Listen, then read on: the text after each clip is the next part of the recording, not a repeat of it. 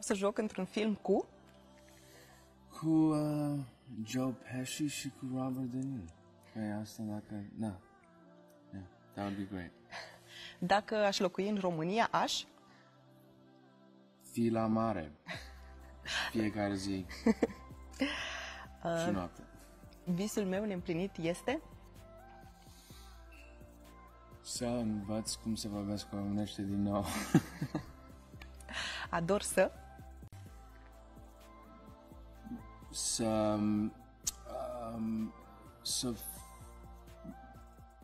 să produce un film care, nu știu, care îmi place mie sau sunt pasionat despre un subiect în specific. Dacă aș putea, mâine aș...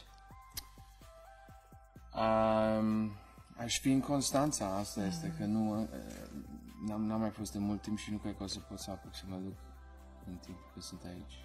Aș duce în Constanța. Niciodată n-aș fi crezut că... Aș fi fost așa de așteptat și primit cum am fost ieri adică de la fans din România. Nimeni nu știe despre mine că... Mă gândesc prea mult. Sunt mândru că... Sunt mândru că am cum să spun, că am trăit în 3 diferite țări și totuși tot timpul am fost ca și cum pe linia mea. Niciodată nu m-am uitat stânga sau dreapta, adică n-am vrut să mă duc pe linia mea, am stat. Nu aș face niciodată? Aș face niciodată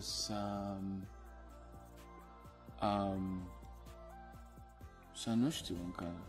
Never say never, nu spune niciodată. Niciodată să nu spui niciodată, da, exact. În viitor aș vrea să... În viitor aș vrea să găsesc un film care aș putea să-l filmez aici în România, chiar dacă în engleză sau în română, dar ar fi fain să lucrez aici într-o zi. Ce este crazy pentru mine este unde stăm acolo în hotelul, pentru că e chiar unde era Ceaușescu. Da.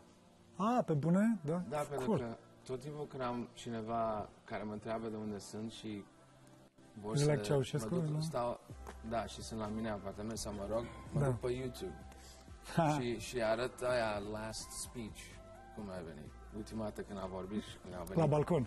Da, la balcon, că aia mi-amintesc, parcă mă aduce imediat înapoi de unde eram, că mi-amintesc când eram copil, parcă... Deci a avut un impact din ala mare. Da, eram speriați cu toții când eram bine și în Constanța, parcă că...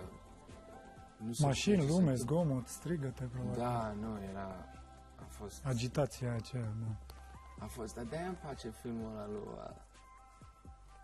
Cornel Porumboiu care zice am fost sau nu am fost. Am văzut filmul ăsta, am râs așa de tare, n-am putut... Aia actorii aia să nu nu știu unde sunt ei pe zilele astea, dar unde stau acum, când m-am sculat și m-am uitat pe afară pe unde... cred că acum se numește... Casa Poporului? Da, Piața de Revoluție. Da, Piața Revoluție, da. Da, și am văzut blocul ăla acolo unde a fost Ceaușescu ultima dată când a vorbit și parcă m-a cam speriat, m-a adus înapoi când eram de 8 ani, când am văzut la televizor. Deci este... nu știu, foarte diferite emoții sau gânduri, parcă îmi vine așa repede totul. Cum ți se par românii? Cum ți se pare România prin prisma românilor? Adică foarte very welcoming, adică foarte... Primitori. Da, primitori. Mă simt ca și cum m-am prietenit foarte repede aseară, după cum am văzut. De-aia am de gând foarte mult, aș vrea să mă întorc chiar la vară, poate să pot să mă duc și în Constanța și la Mamaia, de unde mai nu ai fost de mult timp. Că atunci pot să faci o conexie cu toată lumea. Acum, în 3-4 zile când sunt aici, o să fie cam cam greu, dar totuși nu, îmi place lumea. Da. Când m-am gândit la România, asta e prin mama, nu? Și curajul este un a characteristic care tot timpul m-am gândit. Curajul și România este nu și aceeași. O ultimă chestiune, un mesaj pentru români, dacă eu știu ești conectat la ce se întâmplă în România, la cum evoluează românii, cum ai văzut că s-au evoluat lucrurile, un mesaj așa pentru români? Un mesaj, tot timpul cum am crescut, cum am auzit, este trebuie să mergem înainte, you know, don't stop, Nu te opri? Nu te opri și să nu-ți fie frică sau rușine unde suntem. Este foarte, cred că e foarte important. Eu tot timpul m-am gândit că românii, nu știu, sunt cu inima, adică inimoși, da? Nu, adică e o pasiune din aia. O trebuie să fie așa, ori nu este deloc. Și trebuie să te ții de pasiunea ta? Da, eu am crezut asta că m-ai întrebat ce am mai luat de când am venit aici. Trebuie să ai o mentalitate și o pasiune așa specific în business-ul ăsta de filme, de acting, care trebuie să fie așa. Câteodată sunt niște subiecte care este viață sau moarte. Deci, nu știu, pasiunea aia este importantă în punctul meu de vedere și asta este ceva care cred că avem ca români. Ce nebunie! Este, dar it's ok. Nu, îmi pare bine, ce să zic, n-am mai fost de mult timp. Care este guilty pleasure-ul tău, plăcerea ta vinovată? Guilty pleasure? Ar trebui să fie... I like food, you know? Ce mâncare? Restaurantele, adică toate, dacă italiană, pastas, pizzas, you know, I like a good meal. I mean, I'm always up for a good... I have a sweet tooth, deci pot să... Mă așteptam să zici sarmale. Sarmalele, nu mai pot, mămăliga, sarmalele... Te-ai îndrăgostit vreodată de o parteneră de platou, având în vedere că ai lucrat cu cele mai frumoase? 3-4 ori. De cine? De cine? Poți să te uiți la ce filme am fost, poți să, you know, you can guess based on the projects I was involved in. Nu m-am așteptat, nu, a fost ca o surpriză foarte faină pentru mine să fiu primit așa, adică sunt niște persoane care am știut din copilărie acolo. Da? Care nu m-am așteptat. N-am avut din Constanța, care au venit cu poze de la bunicii, de când am crescut, când eram mic, nu m-am așteptat deloc. Am vorbit cu cei din organizare și mi-au spus că erau niște oameni veniți și din Bangladesh. Da, au venit, da. Nu, am niște fans care sunt foarte loyal, cum se zice? Loyal, da, adică care sunt foarte loiale, adică, nu știu, i-am văzut acum câțiva ani, parcă îi recunosc fiecare dată, dar vin după mine, ce să zic.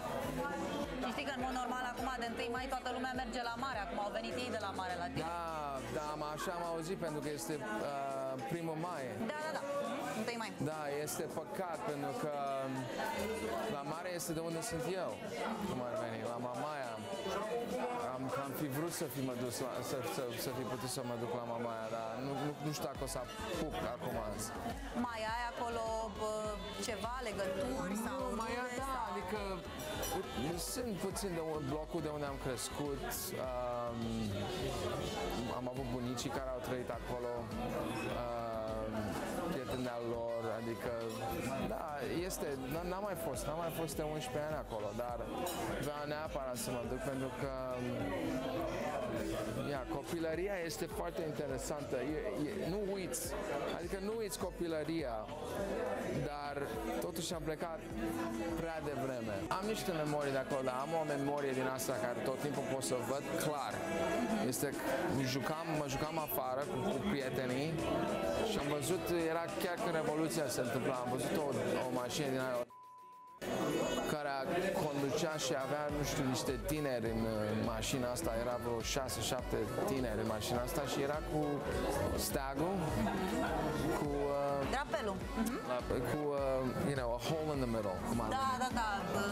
Da, adică au tăiat ce a fost și tot timpul, nu știu, era o celebrare când s-a întâmplat totul și tot timpul mi-amintesc momentul ăla ca copil. Și asta face diferența. Vezi, poți să zic asta vreau să zic eu. Este talent, nu, și mulțumesc că el a spus asta. Mulțumesc și eu domnului Mungiu, mai ales că din cauza că a venit așa te-ai și apropiat. Nu, îi mulțumesc lui domnul Mungiu ca ceea ce a spus, pentru că este, cum să spun, dar este și este lucru, adică au fost niște ani acolo care pentru primii 2-3 ani eu n-am luat nimic de lucru. It's hard work, I mean, you have to keep going, adică auzi nu foarte mult. Fiecare zi auzi nu, dar trebuie să găsești ceva în mintea ta care poți să spui de ce să zici tu da. Care ți se pare cel mai frumos aspect vis-a-vis de meseria de actor? Ce-ți place cel mai mult? Adică când ești norocos și ai niște succes, poți să travel, poți să mergi în alte țări, mai vezi alte culturi, ai niște oportunități care nu le ai când începi și poate dacă faci altceva cu viața ta. Formă este întrebarea ce faci cu oportunitatea aia, adică în orice caz pentru mine eu pentru că m-am gândit tot timpul că am fost foarte norocos mai mult ca altă lume, mă simt ca și cum trebuie tot timpul să dau înapoi sau să găsesc o oportunitate să dau înapoi, pentru să fac ceva, pentru că nu știu, altfel meseria nu înseamnă nimic până la urmă, pentru că momentul trece repede, cum ar veni, și la 5 minute ai multă atenție, the next 5 minutes te-a uitat, pentru că este altul cineva după tine care e mai tânăr, mai tare, mai joacă mai mare sau sau filmele s-au schimbat. Deci, în sfârșit, este poate mesajul care noi putem să dăm de la unul la altul cu filmele. Unde ai rămas atât de humble, atât de modest? Pentru că am venit din nimic. Nu știu, mi-e frică să mă dau mare și tare, cum ar veni. Mi-e frică pentru că, nu știu, cu cât împlinesc mai mulți ani, cu cât mai mă gândesc la timp, că timpul este scurt. Viața e scurtă, nu prea avem mult timp și, nu știu, mă gândesc la și cumva nu mă simt, adică mă simt mai bine dacă sunt conștient de mai multă lume de cum ar veni până la sfârșit. Doamnelor, cu plăcere! Thank you! Să rămână! Mersi mult! Mulțumesc!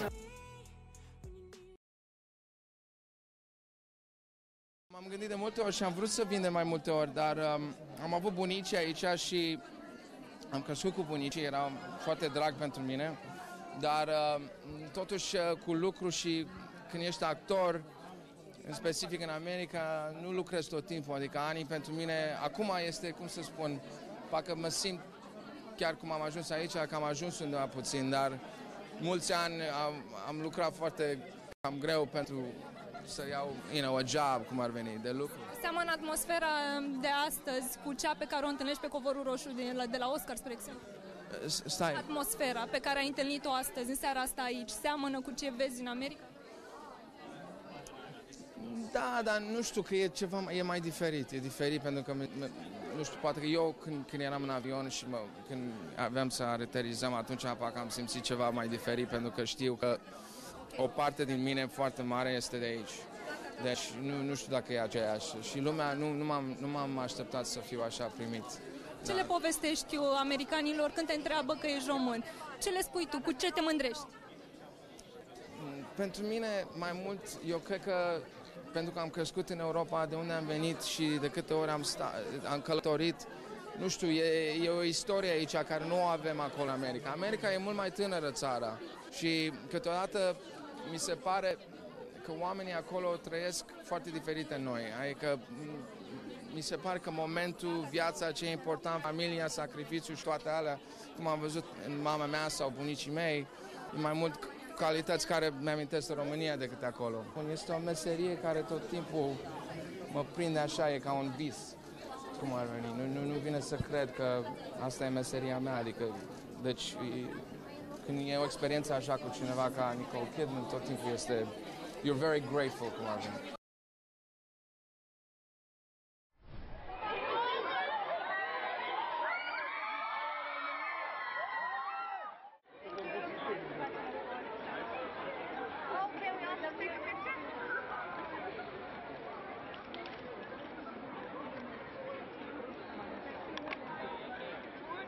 Sunt foarte emoționat, nu știu ce să zic, nu m-am așteptat, n-am știut cum o să fiu așteptat, deci it's a very good feeling. Ce erai tu, copil fiind, înainte să pleci de aici la 8? Nu, adică mai mult în Constanța, la Mamaia, adică mergeam tot timpul, mai mult acolo a fost copilăria mea, dar eu am plecat când am avut 8 ani, deci și câteodată cu trenul până în București, nașa mea era aici, dar adică am plecat prea devreme. Ai simțit vreodată că în America te vede lumea ca pe un imigrant? Eu câteodată mă simt așa, nu știu dacă ei mă vede în America, eu cred că ei tot uită că sunt din România, pentru că am fost acolo de când am avut 12 ani. Iar când își amintesc că Sebastian are origini românești, colegii de pe platourile de filmare nu ratează ocazia să-l audă vorbind ca acasă. Sebastian, you're originally from Romania. How would one ask Sharon Stone on a date in Romanian? Kind of like this, ce faci? Would you bite me in the neck? Oh my God. What just...